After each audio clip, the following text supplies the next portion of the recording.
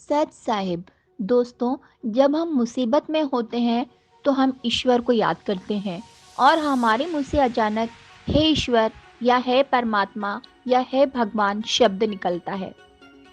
सभी धर्मों में कहा भी गया है कि ईश्वर एक है, पर क्या कभी किसी ने ये जानने की कोशिश की है कि वो एक ईश्वर आखिर है कौन? हमारे मन से मुसीबत के समय निकले हे ईश्वर शब्द का अर्थ हम सभी ने अभी तक जिन जिन भी देवी देवताओं की हम पूजा करते आ रहे हैं उन्हीं से लगाया है, जैसे गणेश जी, हनुमान जी, शिव जी आदि। मगर दोस्तों, ये देवी देवता हैं, ये पूर्ण परमात्मा नहीं है। ये हमें इस जीवन में भौतिक सुख तो दे सकते हैं, पर पूर्ण मोक्ष नहीं दे सकते। तो फिर हमें पूर्ण मोक्ष कौन दे सकता है? कौन है वो एक ईश्वर? आइए जानते हैं उस पूर्ण परमात्मा के बारे में। पवित्र वेद, शास्त्र और सद्ग्रंथों ने यह प्रमाणित कर दिया है कि वह परमात्मा मनुष्य सदृश है, भूलोक के तीसरे पृष्ठ पर विराजमान है तथा राजा की भांति रहता है। वहां से गति करके आता है तथा अच्छी आत्माओं को मिलता है। वह पृथ्वी पर कवियों की तरह आचरण कर विचरण करता है और उसका नाम कबीर है। कुल करतार तथा सर्वज्ञ कबीर परमेश्वर आज से 600 साल पहले काशी बनारस में कमल के फूल पर प्रकट हुए थे। इनको माता पिता ने जन्म नहीं दिया था। आकाश से एक ज्योति प्रकट होकर धरती पर उतरी और उसने एक बालक कबीर का रूप धारण कर लिया, जिनका लालन पालन नीरू और नीमा नामक एक जुलाहा दंपति ने किया।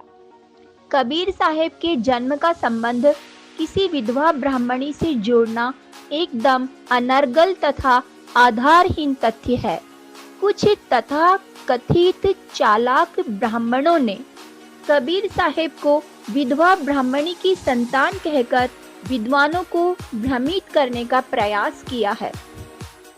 कबीर परमेश्वर 120 वर्ष तक इस पृथ्वी पर रहे। उन्होंने अपने वास्तविक तेजोमय शरीर के ऊपर मानव सदृश शरीर हल्के तेज का बनाकर अपने आप को रखा तथा अपने द्वारा रची सृष्टि का वास्तविक तत्व ज्ञान देकर वे सशरीर सतलोक चले गए। हमको ये बताने के लिए तथा कलयुग में ये सिद्ध करने के लिए कि हु इज गॉड वे यहाँ भटकते ही रहे, पर किसी ने उनको नहीं पहचाना और उन पर बहुत जुल्म किए। Who is God? Kabir is God. Kabir is complete God. ये सिद्ध करने के लिए परमात्मा कबीर ने अपने कुछ गवाह बनाए और इन पुण्य आत्माओं को वे समय समय पर अपने निज धाम सतलोक लेकर गए और वहां की सैर कराकर अपने बारे में बताकर उनको वापस इस पृथ्वी पर छोड़ दिया। आदरणीय नानक साहेब जी सिख धर्म, आदरणीय मुलकदास जी, आदरणीय घीसा दास जी, आदरणीय गरीबदास जी, आदरणीय दादू साहेब उन पुण्य आत्माओं तथा दृढ़ भक्तों में से एक हैं। आदरणीय नानक साहेब को परमात्मा कबीर बेई नदी पर जिंदा महात्मा के रूप में मिले थे, जहां वे रोज स्नान के लिए जाते थे। परमात्मा नानक साहेब को सतलोक लेकर गए, जहां नानक साहेब ने असंख्य ब्रह्मांडों के सिंहासन पर उन्हीं जिंदा महात्मा को परमात्मा के रूप में विराजमान देखा। परमात्मा कबीर ने नानक साहब से कहा, मैं काशी बनारस में रहता हूँ, एक धानक जुलाहे का काम करता हूँ तथा कबीर मेरा नाम है। तुम वहां आना, सतनाम दूंगा। तीसरे दिन उनको वापस छोड़ा। नानक साहब मोदी खाने में सुल्तानपुर नवाब के यहाँ नौकरी करते थे। परमात्मा की प्राप्ति की तड़प के लिए उन्होंने नौकरी त्याग कर काशी जाकर पता किया तो देखा कि परमात्मा झोपड़ी में बैठे हैं तथा खड्डी पर जुलाहे का कार्य कर रहे हैं। तब नानक साहब की आंखों में पानी भर आया और उन्होंने कहा, पाई सूरत मुलक की वेश है ठगवाड़ा ठगी देश खरा सियाणा बहुतावार धानक रूप रहा करता।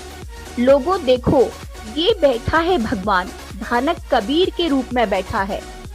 ऋग्वेद मंडल 9 सूक्त 86 मंत्र 26 से 27, ऋग्वेद मंडल 9 सूक्त 82 मंत्र 1 से 2, ऋग्वेद मंडल 9 सूक्त 96 मंत्र 16 से 20 आदि तथा पवित्र बाइबल, पवित्र कुरान शरीफ, सूरत फुरकानी 25 आयत नंबर 52, 58, 59 पर लिखा है, फला तुतियल काफिरन व जहिदहुम बिही जिहादन कबीरा कबीरन, अर्थात वह कबीर अल्लाह कबीर देव पूजा के योग्य है। गुरु ग्रंथ साहिब के 1257 पृष्ठ पर राग मल्हार मेला पहला में बताया है कि परमात्मा कैसा है। बागे कपड़ बोल बैन लंबा नक काले तेरे नैन कभू साहब देखिया बहन। फिर परमात्मा को निराकार क्यों कहते हो?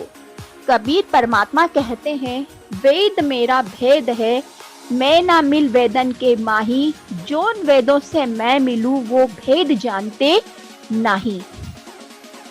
सत साहेब बंदी छोड़ सदगुरु देव रामपाल जी गुरु महाराज की जय हो।